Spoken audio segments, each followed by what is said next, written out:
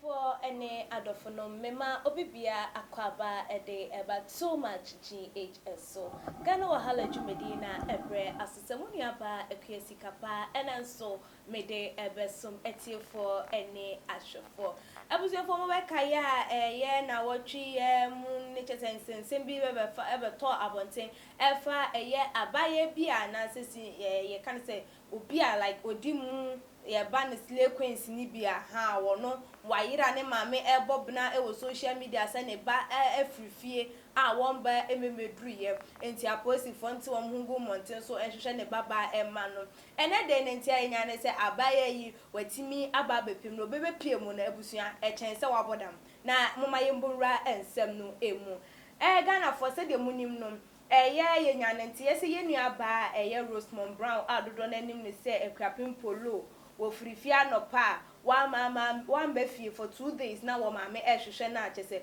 wo hu no ema ebeda social media na wo busa se ne ba no ewe he wa friend ne phone wa like wako efie obia eni ho no wonte ne ba enka entina ebinum esusu se ebia no akwa hye baabi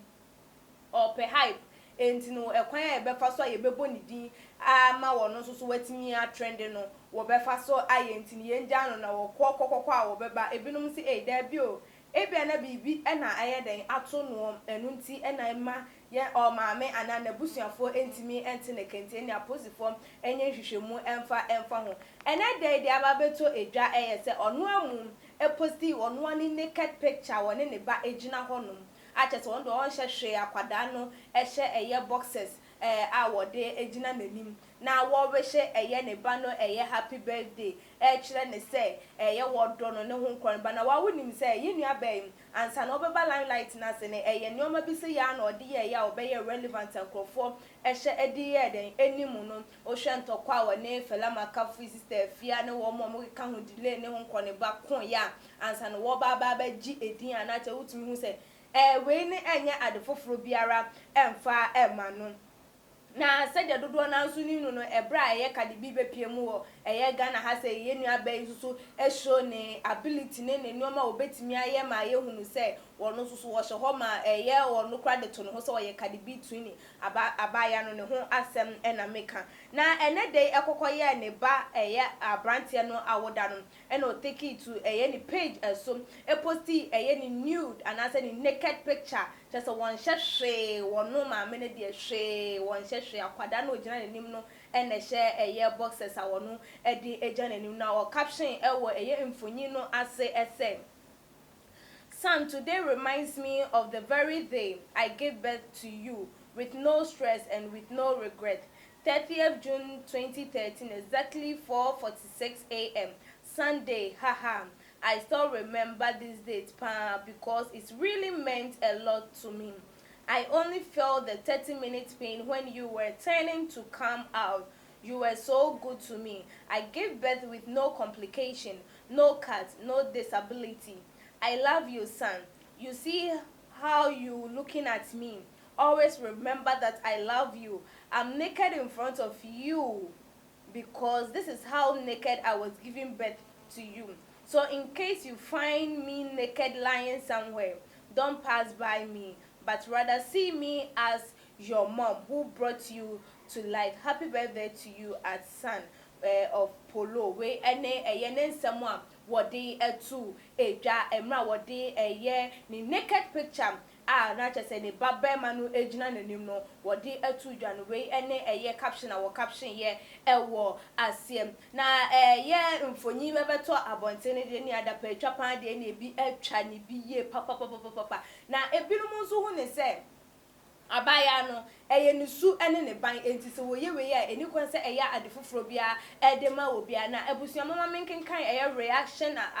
reaction a eba after say ye nua ba Akuapem Poloo wo de ni naked picture ne ba be ma no ejina ne nchen na chese wo celebrating ne birthday no wo mo ede eba ye no menken kan ebi emfa emamum na eno na ye nua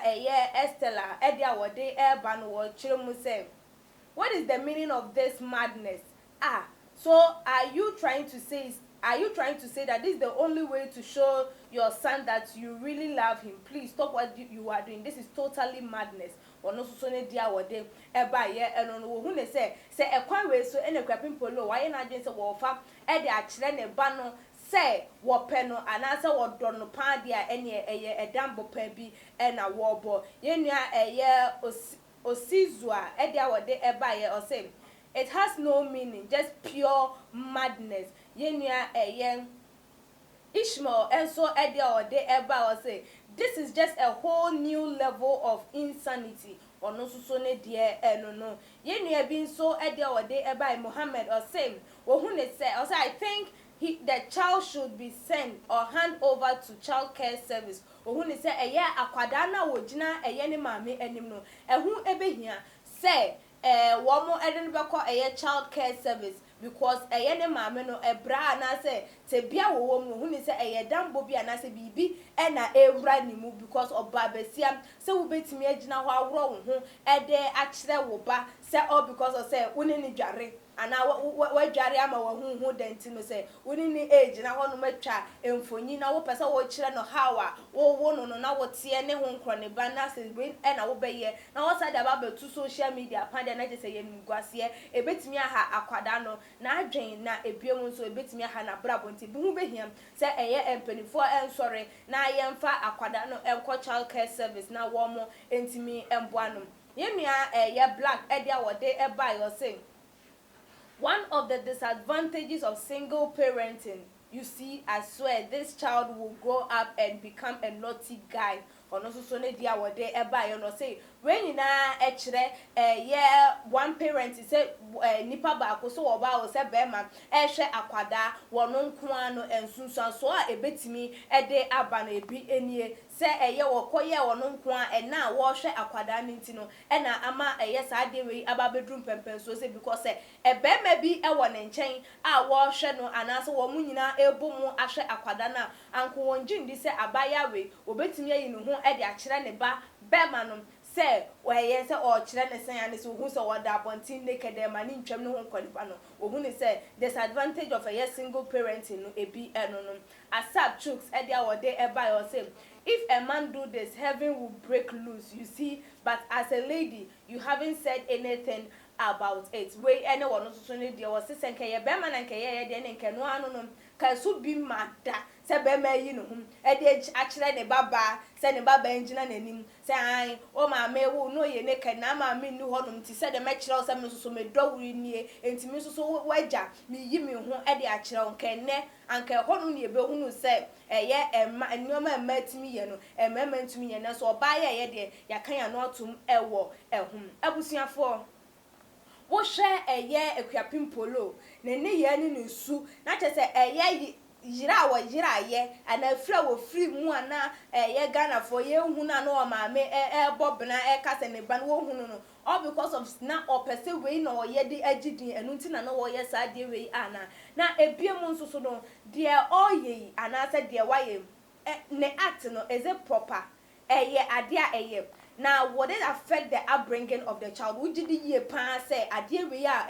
ne mami aye e betimi affect akra no ni nyini mu na ebiem nso so no the best way say mami o pese wo remember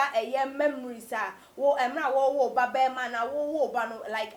memories will have the good thoughts and I say the bad ones no pese wo kaya ekwan we so na wo say enna udi ede yes ade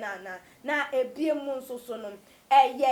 say ye jai enkwada de ma single mothers a wo mu eni wo mu ho adaje ti say Akuapem Poloo so wo mu enhwe wo mu ma enkonkosi say wo mu ebenyini anam abusuafo ensem no de che say questions no ewo mitiri mu bebre mi nya anu ye bia emfa ho na migidi ye say wotie ensem no no so betimi ehunu bibi ana obeso ebetimi anya adwenche bi aka de afa ho entimi so Say the wide dream for and send me a year more what the better on the reactions are a year Ghana for so I reacted towards it no. Say the wide dream channel for brand. I will too much GH your comment section a be so share your videos no farmer and your adophonum ebusia phone will be oh Aquinian so to me following away Instagram page at too much GH _ me did you made a whole channel me any A.R.R.E.S.T.E.D kappa that's an ebesanesha macra.